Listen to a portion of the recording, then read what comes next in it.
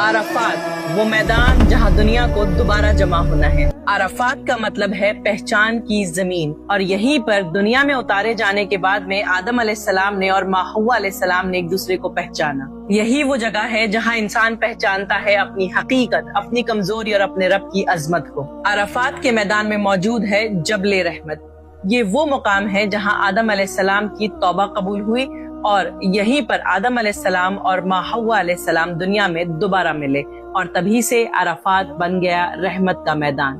عرفات مکہ سے 20 کلومیٹر کی دوری پر موجود ہے۔ ہر سال پوری دنیا سے 6 سے 7 ملین حاجی یہاں پر جمع ہوتے ہیں اور مغفرت کی دعا کرتے ہیں۔ حج کی بنیاد اللہ کے حکم سے ابراہیم علیہ السلام نے رکھی، اور عرفات اس مقدس سفر کا سب سے عظیم حصہ بنا۔ ایک حاجی کا حج تب تک مکمل نہیں ہوتا جب تک وہ عرفات میں نہ رکے، اور اللہ کے رسول صلی اللہ علیہ وآلہ وسلم نے فرمایا، الحج عرفہ،